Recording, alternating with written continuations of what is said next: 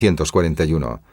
El G-4M o Betty Bomber, como lo conocían los estadounidenses, era el bombardero terrestre de primera línea de la Marina. El Betty estaba armado con un cañón y 4 ametralladoras y también era capaz de transportar toda su carga en bombas o un torpedo, algo muy adecuado en el conflicto del Pacífico. Durante las primeras etapas de la guerra, el Betty demostró ser un digno oponente debido a las limitaciones de los cazas estadounidenses, pero cuando empezaron a entrar en guerra mejores aviones aliados, la situación cambió. Igual que el Mitsubishi Zero, el Betty estaba diseñado sin depósitos autosellados para aumentar su rendimiento y su alcance, y eso hizo que entre sus pilotos se le conociera como si fuera una bomba incendiaria.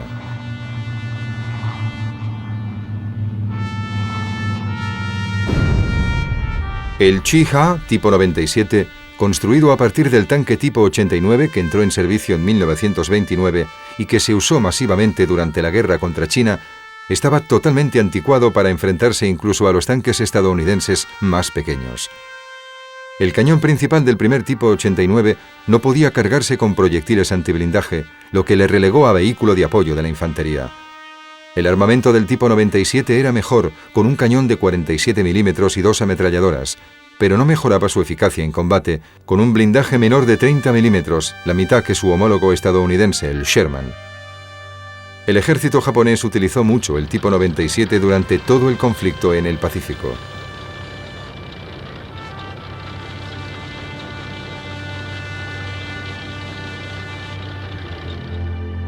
El Howitzer de 70 milímetros o cañón de montaña tipo 92 resultó ser totalmente inadecuado contra el blindaje estadounidense y quedó relegado a mera arma de apoyo de la infantería.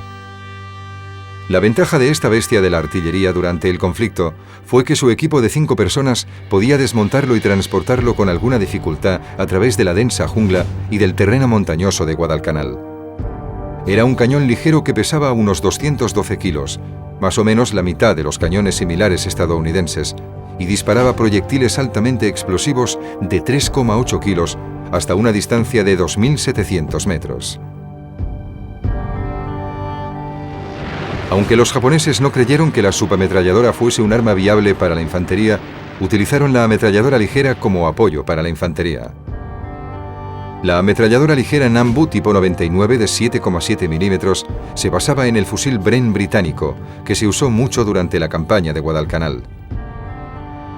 La Nambu era un arma extremadamente precisa con una gran capacidad de tiro, a la que podía unirse una bayoneta o una mira telescópica. Para los oficiales japoneses, la espada samurái era un símbolo reverenciado del espíritu del antiguo Japón, la personificación del código del samurái, la expresión de su disciplina de hierro y su inquebrantable devoción hacia el deber. Las espadas que se les entregaban a los oficiales japoneses generalmente eran copias de menor calidad, pero como armas de combate y símbolo de autoridad militar, la espada era esencial para los oficiales japoneses.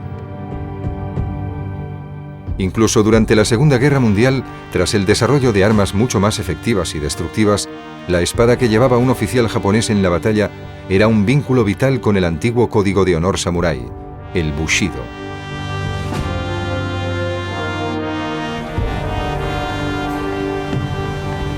Mientras la fuerza de invasión estadounidense se situaba en posición en las Islas Salomón el 7 de agosto de 1942, la Guerra del Pacífico tenía mucho camino que recorrer. Pero el siguiente capítulo estaba a punto de empezar en Guadalcanal.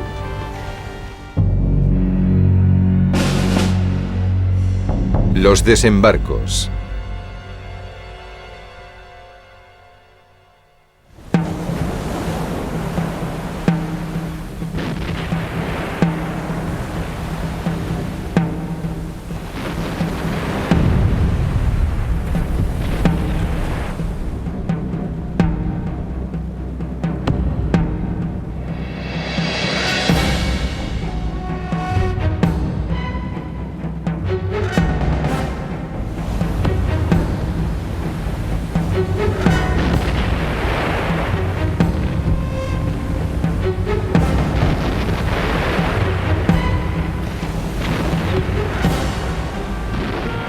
Para sorpresa de las tropas estadounidenses, el desembarco en Guadalcanal se llevó a cabo sin llamar la atención del enemigo.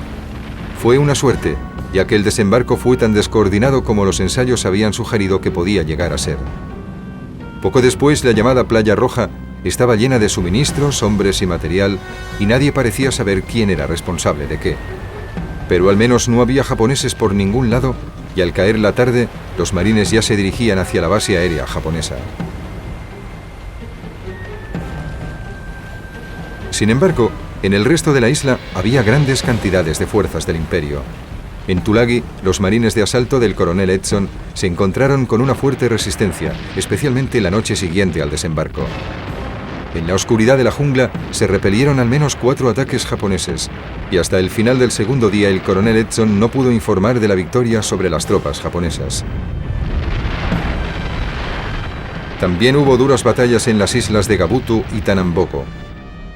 Esta última solo cayó tras la intervención del apoyo naval, gracias a los grandes cañones del destructor Buchanan. Pero los estadounidenses esperaban que capturar las islas pequeñas iba a ser una tarea dura. En la isla de Guadalcanal, sin embargo, el éxito fue relativamente fácil, al menos al principio.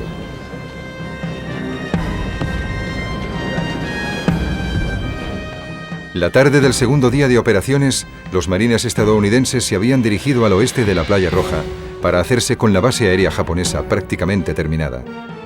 Ese lugar pronto recibió el nombre de Henderson Field, en honor de un héroe de la batalla de Midway. Las fuerzas japonesas simplemente huyeron hacia las montañas.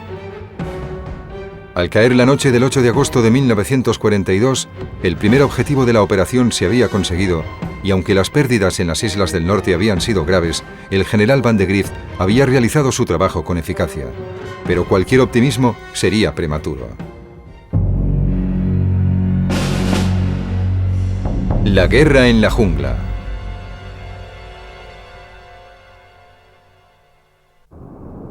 En cuanto los estadounidenses realizaron el primer movimiento, el almirante Mikawa de la Cuarta Flota Marina del Pacífico Sur ordenó que un grupo de combate zarpase hacia Guadalcanal a través del canal de las Islas Salomón, conocido como La Ranura.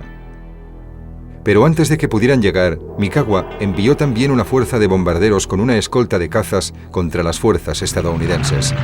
Alertado, el almirante Fletcher envió 60 cazas Wildcat para recibirles en el cielo del Guadalcanal.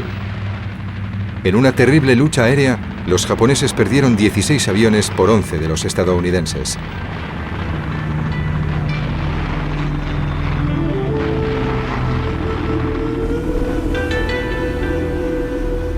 El almirante Turner decidió situar a su propia flota en posiciones defensivas al norte y al sur de la isla de Savo, con los destructores Blue y Ralph Talbot en posiciones avanzadas.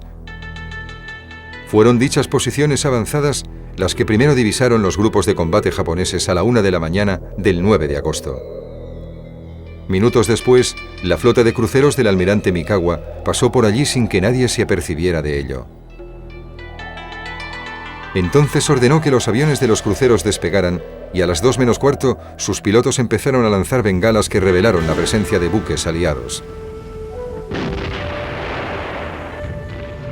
Mikawa dio la orden de lanzar torpedos y de disparar los cañones.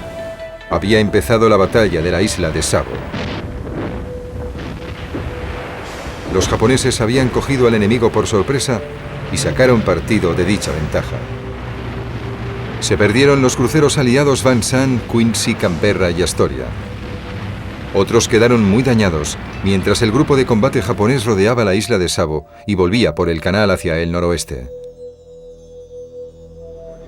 La Marina Imperial japonesa había triunfado en la primera de las 4 batallas marítimas importantes que tendrían lugar en aguas cercanas a Guadalcanal.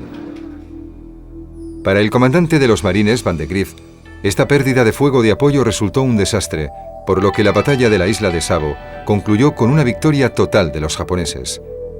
Pero los estadounidenses podían sentir algún alivio, ya que la flota de Mikawa no había destruido los barcos de transporte. Sin embargo, los marines habían recibido malas noticias. Durante las horas previas al ataque japonés, el general Van de Grift fue informado de una decisión del almirante Fletcher.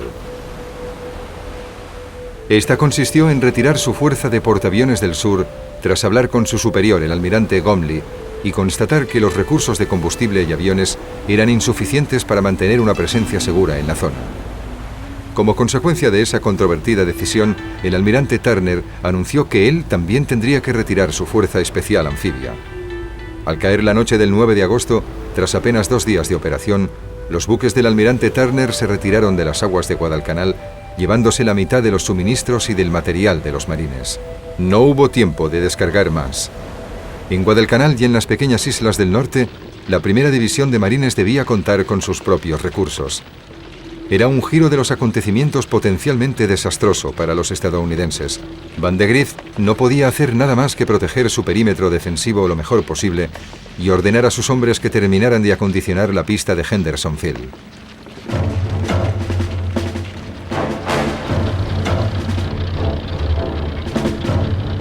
Si se podía poner en funcionamiento en poco tiempo, sería un buen recurso para los aislados marines. El trabajo estuvo obstaculizado por la falta de materiales y por la presencia constante de aviones japoneses en el cielo. Poco después, el enemigo estaría incluso más cerca. En la calurosa y húmeda jungla, los inexpertos hombres del general Van de Grift aprendían rápidamente la desesperada realidad de la guerra. El 17º ejército japonés del general de división Hyakutake recibió la orden de retomar Guadalcanal y seleccionó a la brigada de infantería 35 del general de brigada Kawaguchi para llevarla a cabo.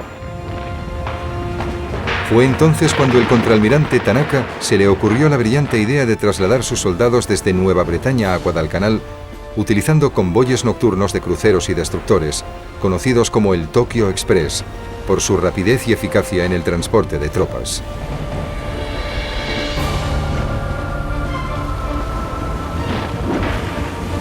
El 18 de agosto, con la base aérea Henderson todavía en construcción, el primero de esos convoyes nocturnos consiguió desembarcar 2 fuerzas.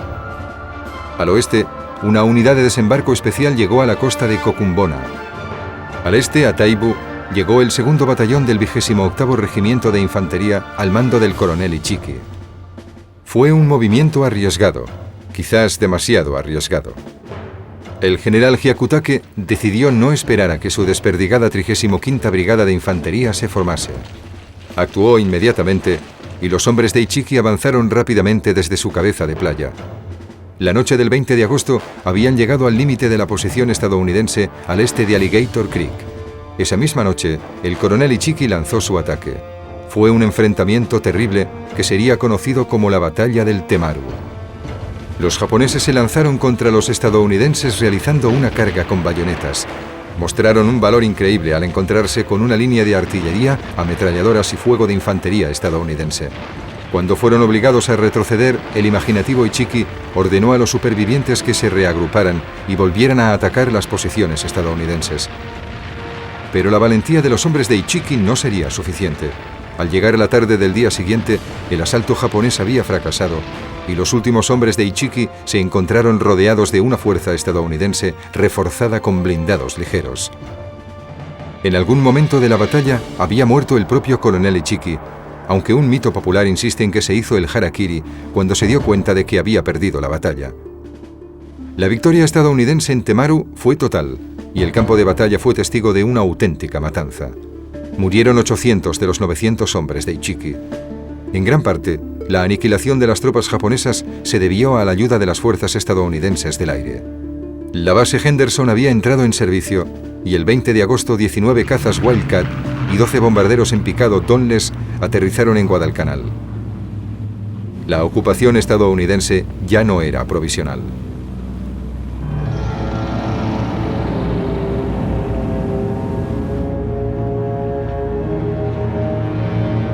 Pero la batalla por la isla estaba lejos de haberse terminado.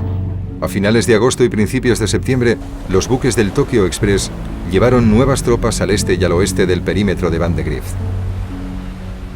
A principios de septiembre, el comandante estadounidense destinó nuevas tropas de asalto y paracaidistas a la isla de Guadalcanal, y el 7 de septiembre les envió hacia el este, a Tasimbako, un pueblo donde se creía que había un gran campamento japonés. Los espías de Van de Grift estaban en lo cierto. Las tropas japonesas tenían su base en Tasimbako, donde se produjo un breve enfrentamiento antes de que las tropas de asalto lograran conquistar el pueblo. Pero el contingente japonés era pequeño y el coronel Edson pronto descubrió por qué. En Tashimbako hubo una fuerza bastante mayor, pero se había retirado poco antes. Era la 35ª Brigada del general Kawaguchi y había partido hacia el sur, hacia la jungla, seguramente con la intención de dirigirse hacia el oeste antes de atacar al norte la base aérea Henderson. Rápidamente el general Van de Grief organizó a sus hombres y les situó en posición para el probable ataque.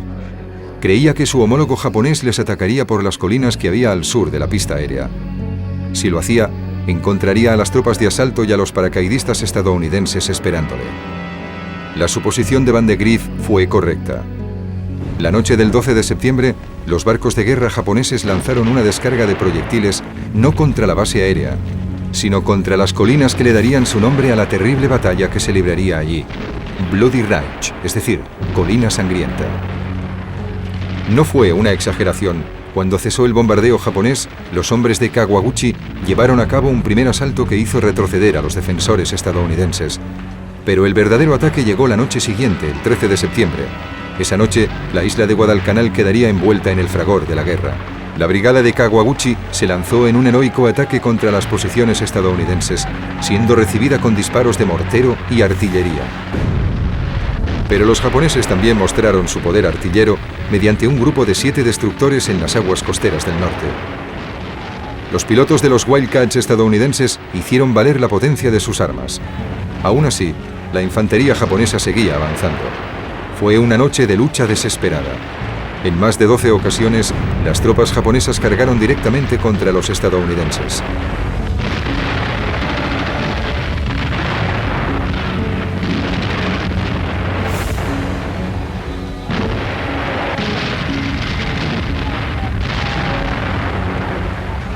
En algunos casos, la línea de defensa pareció que estaba a punto de romperse, pero las tropas de asalto y los paracaidistas consiguieron aguantar toda la noche.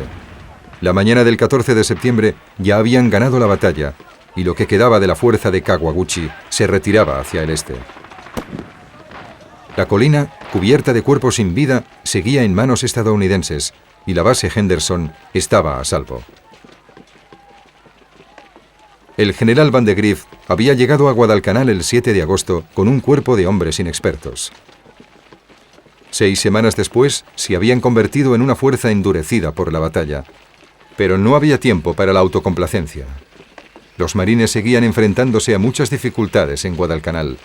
Los casos de enfermedades tropicales, como la disentería, proliferaban entre las tropas estadounidenses. Una revisión reveló que 1 de cada 5 hombres estaba enfermo. Y los ataques del enemigo eran constantes. Los bombardeos aéreos y marítimos japoneses no daban un momento de descanso a los hombres de Van de Grief. A mediados de octubre, la presencia terrestre japonesa en Guadalcanal también se había reforzado. El comandante del 17º Ejército trasladó su cuartel general a la isla y el general Hyakutake podía contar con una fuerza de 20.000 hombres para un nuevo asalto contra los 23.000 soldados estadounidenses. Ese sería el tercer ataque japonés de importancia, pero también el último.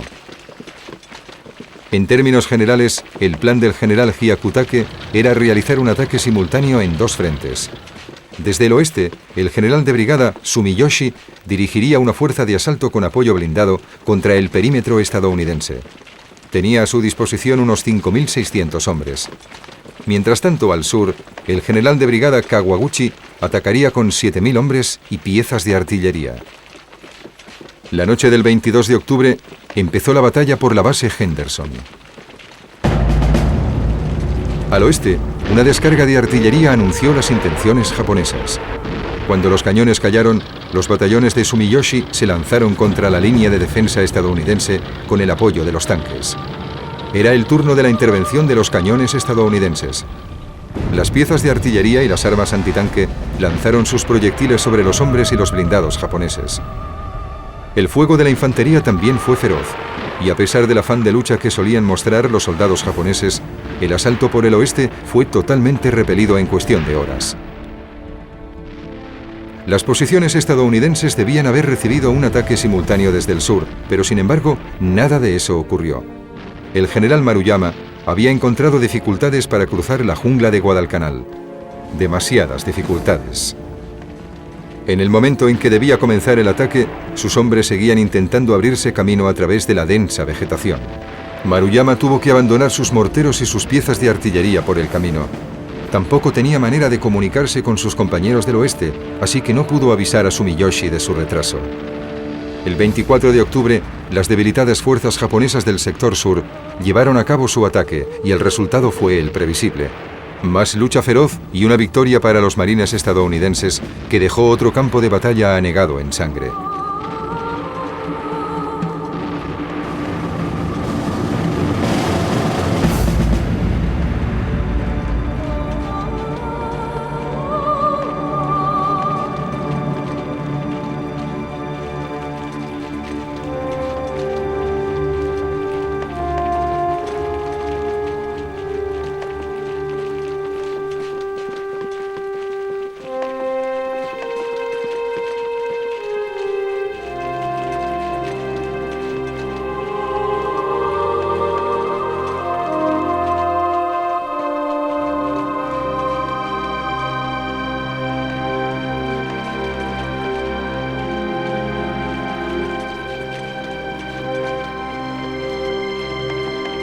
El optimismo estadounidense era comprensible.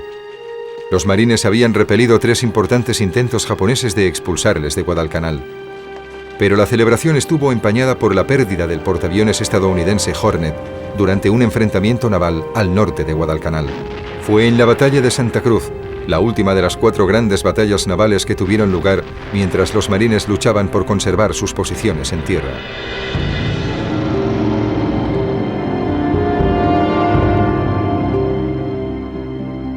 En general, la potencia marítima japonesa en Guadalcanal fue mucho más eficaz que sus operaciones en la propia isla.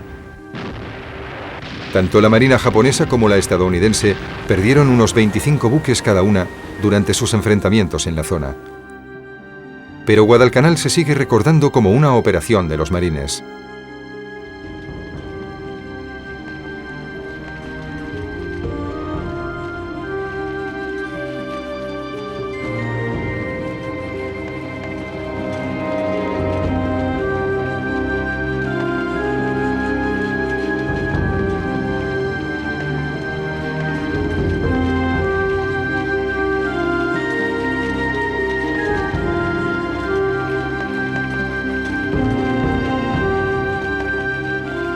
Cuando los extenuados hombres de Van de Grief fueron finalmente reemplazados a principios de diciembre, habían aguantado 4 meses en un terreno aislado y difícil sin que el enemigo les diera un solo momento de descanso. Habían muerto 1.600 marines y 4.700 habían resultado heridos. Pero habían obtenido la victoria y los japoneses lo sabían. La lista de bajas nipona cuadruplicaba la estadounidense. El 31 de diciembre, el mando imperial tomó la decisión de retirar las restantes fuerzas japonesas de Guadalcanal. El 8 de febrero ya habían partido de allí y los 14º cuerpos estadounidenses se hicieron con el control total de la isla. Durante los meses siguientes, la base aérea Henderson se convirtió en una instalación militar de gran importancia. Las líneas de abastecimiento hacia Australia y Nueva Zelanda estaban bien protegidas y el avance japonés había sido detenido por primera vez. Los estadounidenses podían mirar hacia el futuro con mayor confianza, y Guadalcanal sería el primer paso del largo camino que les esperaba. Esa isla cubierta de jungla, antes apenas conocida, ha sido desde entonces famosa por haberse convertido en la primera de las muchas islas que los estadounidenses tuvieron que conquistar para lograr la victoria final en el Pacífico.